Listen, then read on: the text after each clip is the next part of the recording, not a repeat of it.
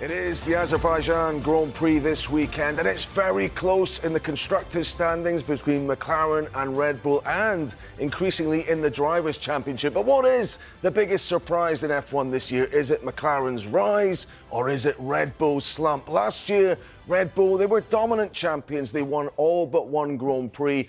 McLaren only fourth. Red Bull had almost 3 times McLaren's points. It is a different story this year as we compare the two teams' points totals. But 2024, it began under a cloud for Red Bull. The Christian Horner investigation, a power struggle at executive level. Max Verstappen's father, Jos, critical of Horner. All the allegations against Horner were dismissed twice, but the saga dragged on. Less publicised, though, in January. Key former Red Bull engineer Rob Marshall started work for McLaren. A loss for Red Bull, a gain for McLaren. Meanwhile, on track, crisis what crisis at Red Bull. Max Verstappen took the first 7 poles. He won 5 of the first 7 races. Max, 52 points clear of Lando Norris coming to the Miami Grand Prix.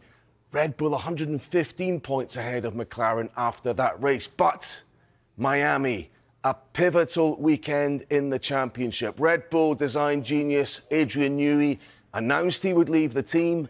In the 10 events after Miami, Verstappen takes just 2 poles. He's won only 3 of those next 10 Grand Prix. Red Bull, they deny a Newey effect. Newey's car, it had weaknesses, they say. The chasing pack is catching up. That exposed them. But what does Newey himself think? Well, just yesterday, Aston Martin announced they'd signed him, and Newey said, "I have no idea what's gone wrong with that Red Bull car. I haven't worked on it since April." He pointedly did not buy into the idea. It was an inevitability that the pack would catch up. Now, McLaren, they then bring an upgrade to that Miami Grand Prix, and the new parts, they work a treat. Norris wins his first Grand Prix.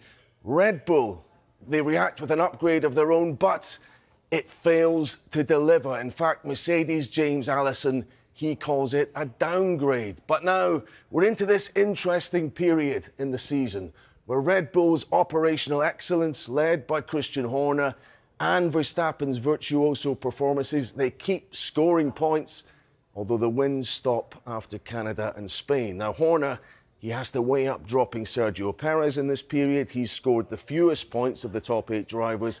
McLaren also seemingly struggling to adjust to fighting at the front. Norris clashes with Max Verstappen in Austria.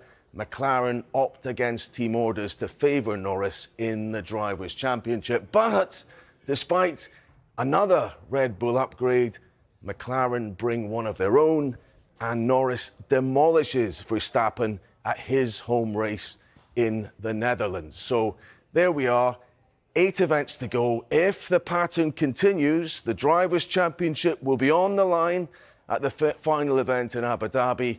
And if the team standings continue along these lines, that 115-point Red Bull lead, which is down to 8, will be wiped out almost certainly at the next event in Baku. It is very much going to be an interesting weekend in Azerbaijan. And a reminder, the whole Azerbaijan Grand Prix weekend will be live across all the Sky platforms. Practice gets underway on Friday morning.